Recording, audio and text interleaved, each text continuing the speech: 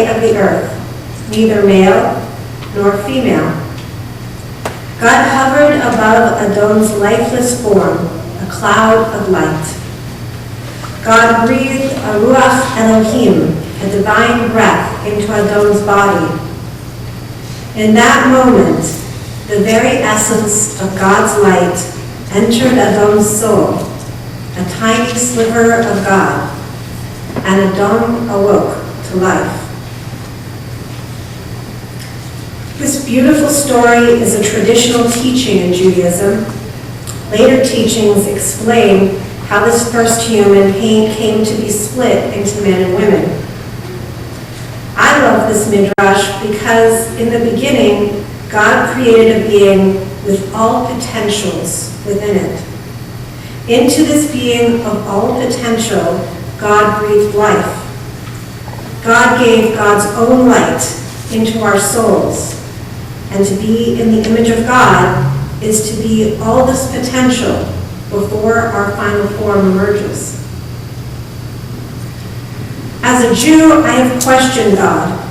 Why this disease? Why this waste of life? Why this tragedy? Why me? But I have never questioned the beauty of God's creation. In my very soul, I know the truth.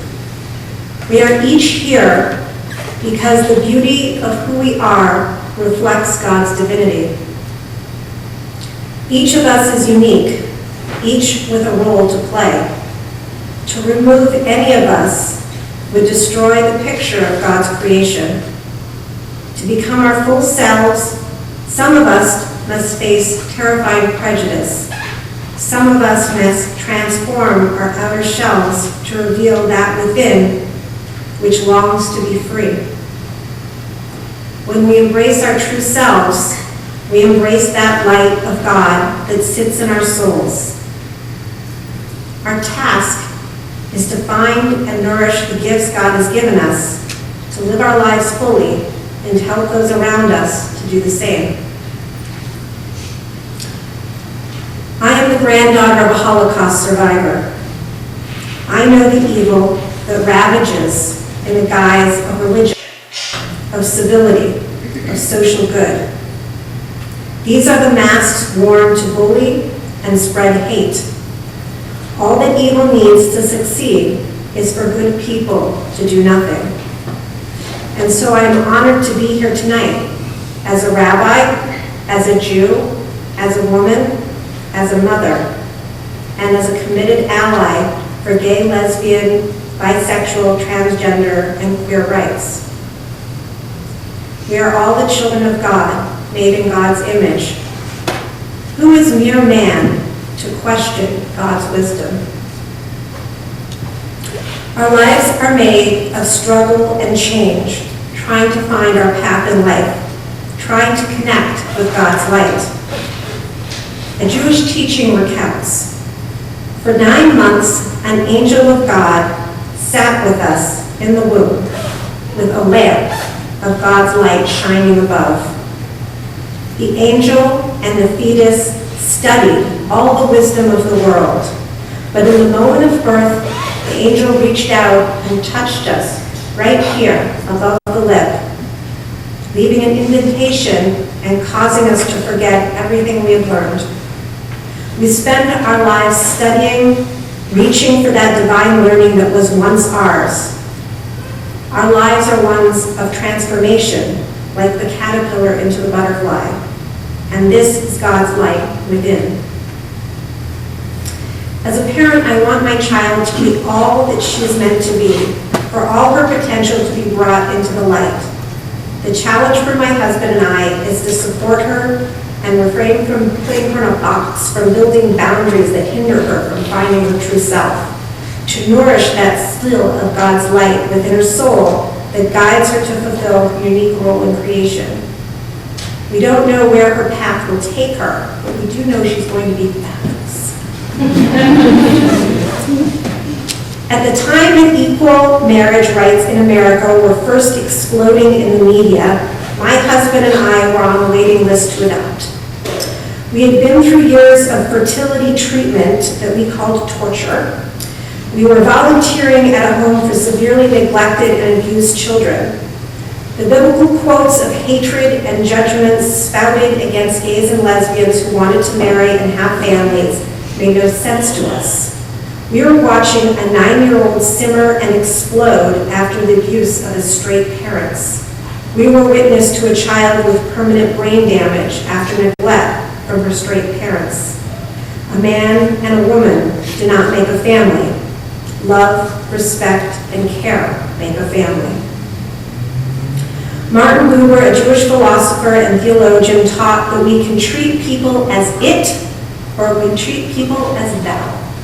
We can interact with others as it, as though they are mere objects, ignore cashiers while we talk on the cell phone, distance our emotions from those in need because they're not like us, float past them without interest or connection. Or we can interact with our fellow human being in an I-thou relationship. This is a relationship of deep mutual respect, of seeking to understand the other, of being present for them and truly seeing them. In this relationship, the power of the connection and the respect between these two people invites God into the relationship. This is our challenge in life, to seek I-thou, relationships with others, to find ways to understand our fellow human being, and through this mutual respect, to bring God into our lives. Judaism has a tradition of reciting blessings throughout the day to remember God's hand in all of creation. There is a blessing for seeing a creature or a person of exceptional beauty. Baruch atah Adonai Eloheinu melech haolam shekacha lo ba'olam. Blessed are you, God, who has made this in your universe. There is a blessing for seeing that which is unique. Baruch atah Adonai Eloheinu melech haolam mishaneh habriot. Blessed are you, God, who makes creatures different. We all carry God's light. Our challenge is to do the work needed to let it shine and illuminate God's world and ignite the light in others' souls. And deep respect for others while looking inward at our own growth is God's path. I'll end my thoughts here tonight with a traditional Jewish blessing given by God to the people of Israel in the desert and said by parents to their children every Sabbath. Yevarechecha Adonai v'yishmerecha. May God bless you and keep you. Ve'er Adonai panav elecha v'chuneka. May God deal kindly and graciously with you. Yisa Adonai panav elecha v'yasem lecha shalom. May God bestow divine favor upon you and grant you peace. And we say amen. Amen. We are all light, and I have seen it.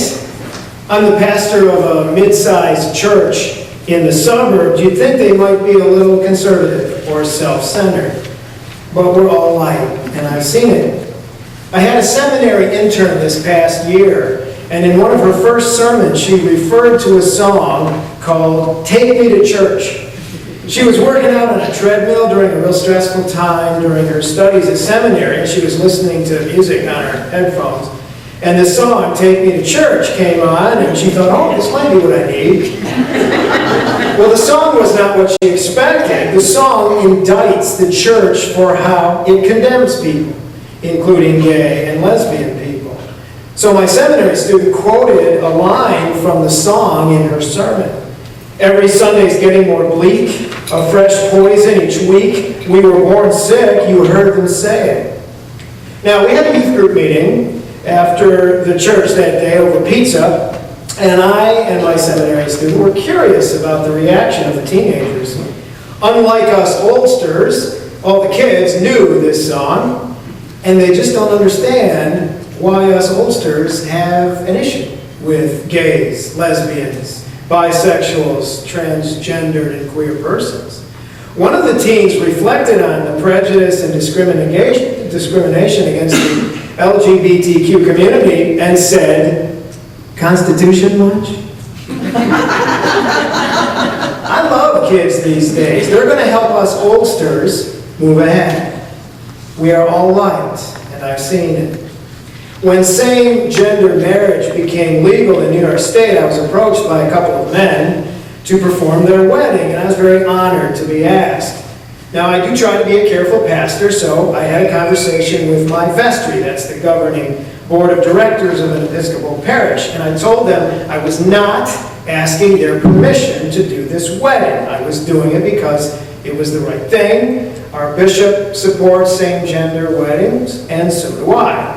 But I knew there would be a few in my congregation who would not be happy, so I told my vestry to listen carefully to anyone who might be upset. I wanted to assure people that they don't always have to agree with me. I've always said that I am certainly not always right, and I never want to give the impression that you can't disagree with me as a member of my church. Well, after I spoke in this waffling way for a few minutes, a young mother on the vestry said, "Hey, I know you're trying to be careful and gentle with those who disagree with you, but has it ever occurred to you that we might be proud of what you're doing? We are all light, and I've seen it." A young man who grew up in my church and is now living somewhere else was working up his courage to come out to his parents as a gay man. He was afraid. He remembered that years ago his mother had made a homophobic comment. He knew he had to be honest, but he was afraid they would not love him anymore. Sadly, we all know that sometimes does happen. I was so touched that he called me first to work up his courage. I encouraged him to give his folks the benefit of the doubt. I was pretty sure his mom's comment was so long ago that she wouldn't even remember her unconscious homophobia. And I'm happy to say that his parents were completely loving and accepting. It was a beautiful thing. And it makes me think that a faith community can be a haven for those who suffer the opposite outcome. Faith communities should be homes for those who are rejected by their families for who they are. Faith communities can and should serve as true family for all of us who need it. We are all light, and I've seen it.